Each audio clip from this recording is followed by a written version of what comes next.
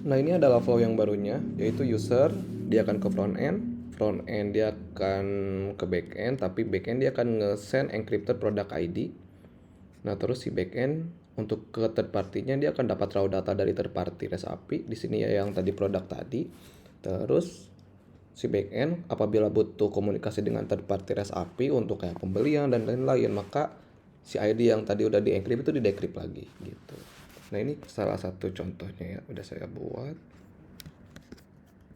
Nah, ini adalah contoh produk yang API produk. Jadi API produk itu dia ada ID yang bisa dibilang ini ID-nya bakal terus random ya. Apabila kita hit ulang, dia bakalan random. Ini mungkin FA-nya ya 3. Nah, ini adalah FA yang udah saya buat.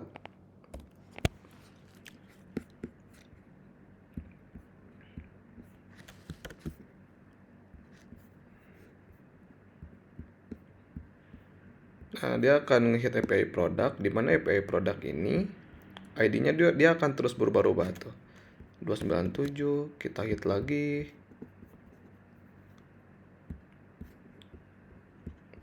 Tuh. FFFFA. Nah, ini tuh dia bakal terus berubah-ubah gitu. Jadi, salah satu untuk ngakalin agar tidak ada data abuse dari produk ini, dia akan terus ngakalin API-nya gitu atau ngakalin ID-nya. Nah, untuk algoritmanya sendiri, nah di sini dia ada encryption. Nah, ini adalah algoritma untuk nge-encrypt decrypt datanya ya. Jadi dia harus encrypt pakai crypto.js, terus dia bakal ngedecrypt lagi pakai crypto.js. Terus untuk data aslinya sendiri, nah ini adalah data asli dari dummy JSON-nya. Di sini saya pakai dummy JSON-nya untuk nge-get produknya.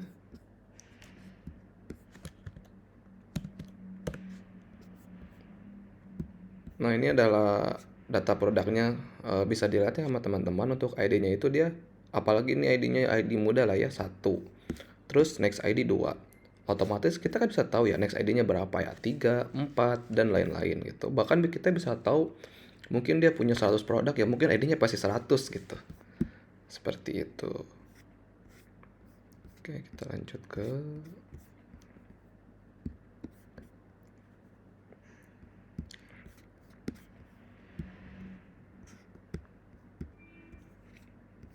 Oh, oke lanjut. Di sini ada before and after. Untuk ya before-nya itu kan ID-nya tuh plain yang tadi. Ada 1, 2, 3. Dan itu mudah ke manipulasi ya. Jadi kita bisa menebak antara satu yang mungkin ada ID 10. Pasti kita tahu ada ID 99.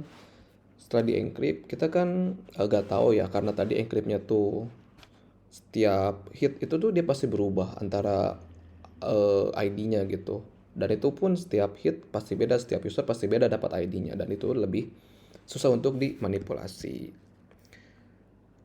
Nah, tapi ada limitasi nih untuk sistem ini tuh. Encryption itu dia nggak full security ya. Ini lebih ke buat nge-prevent tampering aja, tampering data. Nah, kalau full security-nya tuh kayak gimana? Ya salah satunya itu kita nge-handle-nya itu dengan menambahkan token JWT, ada ya salah satunya itu ya JWT ya, JWT token itu biar si EP-nya itu lebih aman. Jadi dia gak bisa di-hit atau diakses sama user-user yang lain gitu atau user yang belum login lah kasarnya.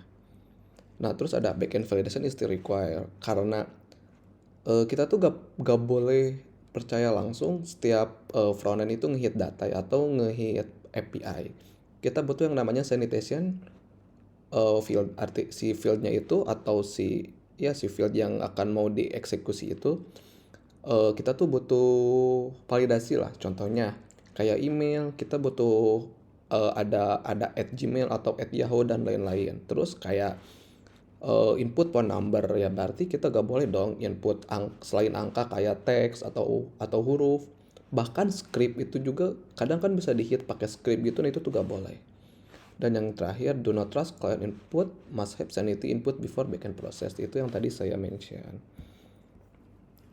Nah, untuk best practice-nya, based on my experience itu, pertama, validasi semua input itu tuh harus ya, validasi semua input tuh. Bahkan sampai ke maksimal input yang harus ada tuh berapa? Contoh, string itu dia ada 255. Nah, berarti kita maksimalin nih setiap input yang dari BFA itu harus 255, gak boleh lebih. Dan boleh kurang tapi gak boleh lebih. Kalau misalkan di atas itu dia lempar aja error 400 kalau input nama gak boleh lebih dari 255. Terus never trust client side data. Nah, karena si FA itu kan klien itu kan gak hanya FA ya. Kadang kita ada dari mobile, ada dari ya iOS ataupun dari ada orang iseng yang hit langsung API pakai Postman itu gitu. Nah, itulah kita butuh validasi data itu sendiri gitu. Dan yang ketiga, use backend security as a security layer. Nah, di sini kita butuh nih backendnya itu untuk security. Jadi layer security-nya itu di backend juga harus ada. Terus pertanyaannya apakah FA butuh? Justru sama FA juga harus ada security. Nah, security FA itu ya mungkin validasi input juga ada di FA juga ada tuh, kayak misalkan email harus pakai add. Nah, itu kan dari sisi FA dulu. Nah, terus next itu implement proper authentication. Nah, salah satunya itu yang paling banyak digunakan itu JWT ya, JWT token, dan itu harus gitu untuk implement proper authentication.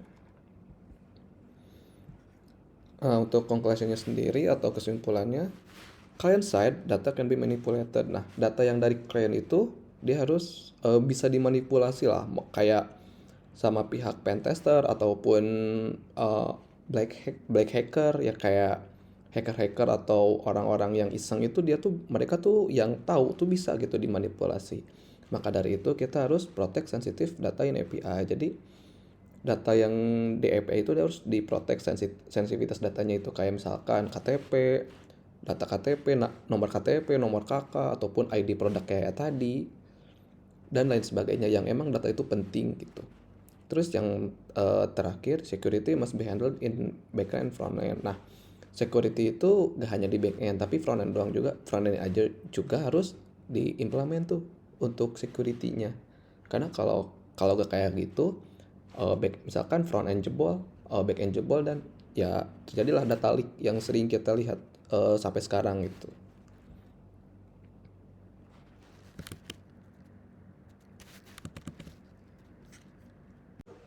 Demikian materi yang bisa saya sampaikan pada video kali ini. Terima kasih yang sudah menonton sampai akhir. Oh ya, di sini saya ada beberapa linknya yang menurut saya ya bermanfaat bagi teman-teman atau rekan-rekan yang pengen belajar langsung terkait token JWT ataupun security. Atau di sini saya nyampaikan ada ya YouTube-nya Programmer Zaman Now, ya saya belajar dari beliau ya untuk Express.js sendiri. Terus ada GitHub saya, silakan untuk dikunjungi ya.